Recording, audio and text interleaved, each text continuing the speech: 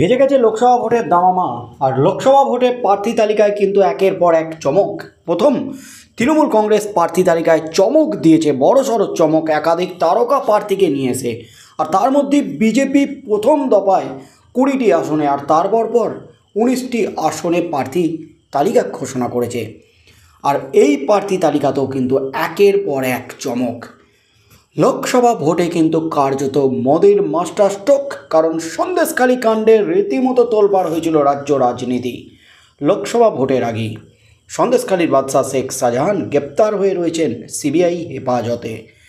তার মধ্যেই সন্দেশখালীর মহিলারা শাহজাহানের বিরুদ্ধে, তার গুন্ডা বাহিনীর বিরুদ্ধে নারী নির্যাতন, ধর্ষণের মতো অভিযোগ তুলেছিল।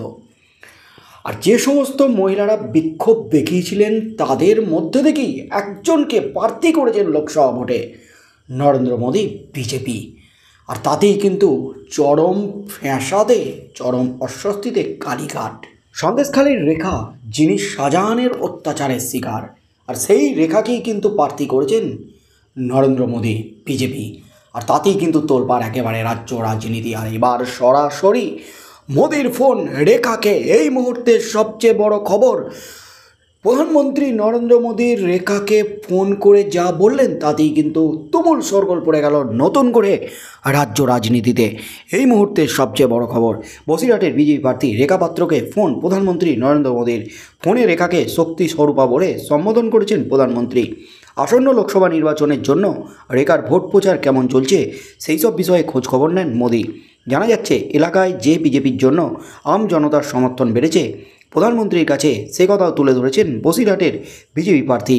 উল্লেখ্য, যে সন্দেশখালী ঘিরে উত্তপ্ত হয়েছে বাংলা তথা গোটা দেশের রাজনীতি, সেই সন্দেশখালীর অন্যতম প্রতিবাদী মুখ হলেন রেখা পাত্র। প্রধানমন্ত্রীর সঙ্গে রেখার কথোপকথনের সময় প্রধানমন্ত্রী মোদীর রেখার সাহসিকতার জন্য তাকে অভিনন্দন জানিয়েছেন। প্রধানমন্ত্রী মোদী রেখাকে বলেন, আপনার যে আত্মবিশ্বাস রয়েছে আমি নিশ্চিত আপনি ঠিক দিল্লিতে পৌঁছাবেন, আপনি নিশ্চয়ই নির্বাচনে জিতে আসবেন। রেখা জানালেন, প্রায় 15 মিনিট প্রধানমন্ত্রী কথা বলেছেন তার সঙ্গে।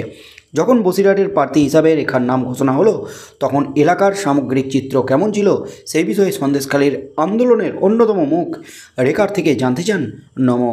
প্রধানমন্ত্রী মোদীকে রেখা বলেন, শুধু সন্দেশখালী নয়, গোটা বসিরহাট লোকসভা কেন্দ্রের মা বোনেরা অত্যাচারিত হয়েছেন বিগত দিনগুলিতে। সন্দেশখালীর অভিযুক্তদের যাতে কঠোর সাজা হয়, প্রধানমন্ত্রীর কাছে সে কথা বলেন রেখা। বসিরহাটের বিজেপি প্রার্থী বলেন, 2011 সাল থেকে আমরা ভোট দিতে পারিনি, এবার আমরা সম্পূর্ণ নিরাপত্তার সঙ্গে ভোট দিতে পারবো। সন্দেশখালীর মা বোনেরা এতে আরও খুশি হবে।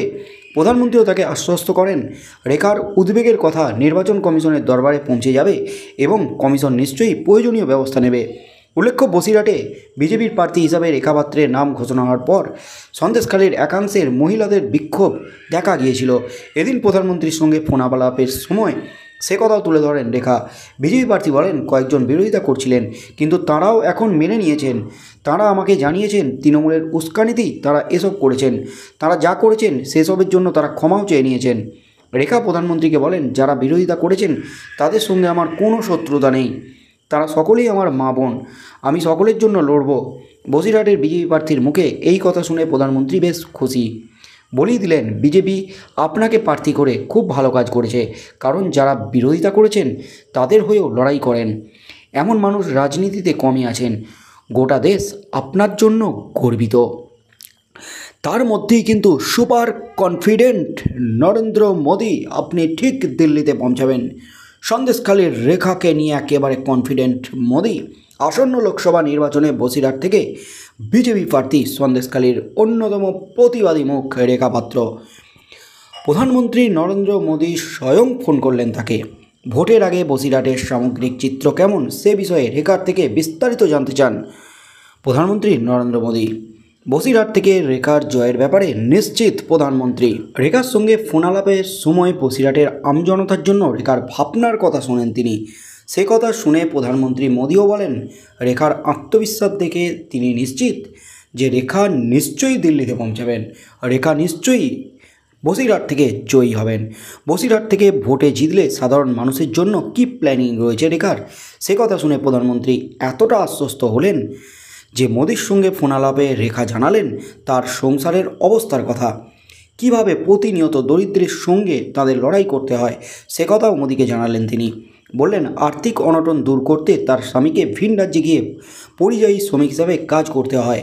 আগামী দিনে রেখা চান তিনি যে পরিস্থিতির মধ্য দিয়ে যাচ্ছেন সেই পরিস্থিতির মধ্যে যাতে বসিরহাটের অন্য কোনো পরিবারকে পড়তে না হয়, যাতে কাউকে কাজের সন্ধানে এলাকা ছাড়তে না হয়, সেই ব্যবস্থা করতে চান রেখা। বসিরহাটের বিজেপি প্রার্থীর এই পরিকল্পনার কথা শুনে ভীষণ সন্তুষ্ট প্রধানমন্ত্রী নরেন্দ্র মোদী। রেখাকে তিনি ফোনে বললেন, আপনার যে আত্মবিশ্বাস রয়েছে আমি নিশ্চিত যে আপনি ঠিক দিল্লিতে পৌঁছাবেন, আপনি নিশ্চয়ই নির্বাচনে জিতে আসবেন। উল্লেখ্য, রেখাকে প্রার্থী ঘোষণার পরপরই সন্দেশখালিতে বিরোধিতা শুরু হয়েছিল। মহিলারা বিক্ষোভ দেখাতে শুরু করেছিলেন, কিন্তু সেসব ঘটনা ভুলে প্রত্যেকের জন্য কাজ করতে চান তিনি। মোদিকে তিনি বলেন, তাদের সঙ্গে আমার কোনো শত্রুতা নেই, তারা সকলেই আমার মা বোন, আমি সকলের জন্য লড়ব। সে কথা শুনে রেখাকে প্রধানমন্ত্রী বলেন, রেখার জন্য গোটা দেশ গর্ববোধ করছে। বিজেপি তাকে প্রার্থী করে সঠিক সিদ্ধান্ত নিয়েছে, কারণ যারা বিরোধিতা করছেন তাদের হয়েও লড়াই করার মতো মানুষ রাজনীতিতে কমই রয়েছে বলে মনে করেন প্রধানমন্ত্রী। তার মধ্যেই সন্দেশখালি একেবারে লোকসভা ভোটের আগে বুমেরাং, নারী নির্যাতনকে হাতিয়ার করে ইতিমধ্যেই প্রচার শুরু করে দিয়েছে বিরোধীরা। বিজেপি, সিপিএম, কংগ্রেস উত্তাল হয়েছিল, অগ্নিগর্ভ পরিস্থিতি হয়েছিল সন্দেশখালিতে। রেখা পাত্র সামনের সারিতে দাঁড়িয়ে লড়াই করেছিলেন শাহজাহানের বিরুদ্ধে। শাহজাহানের অত্যাচারের ঢোল ফাটিয়ে দিয়েছিলেন রেখা পাত্র। আর সেই রেখাকেই কিন্তু সন্দেশখালি থেকে, বসিরহাট থেকে লোকসভা ভোটে প্রার্থী করেছে বিজেপি। সন্দেশখালিতে বিজেপির তুরুপেত্তাস রেখা পাত্র। রেখা পাত্রর সাথে প্রধানমন্ত্রী স্বয়ং নিজে কথা বললেন। কি কথা হলো দুজনের মধ্যে, অবশেষে সব কিছু জানালেন রেখা সংবাদ মাধ্যমকে। আগামী দিনে বসিরহাট কেন্দ্র থেকে কি হতে চলেছে লোকসভা ভোটে, এই কেন্দ্র থেকে কে জয়লাভ করে শেষ পর্যন্ত, কার ঝুলিতে যায় কত ভোট, তৃণমূল কি আবারও তাদের হারানো মাটি ফিরে পাবে?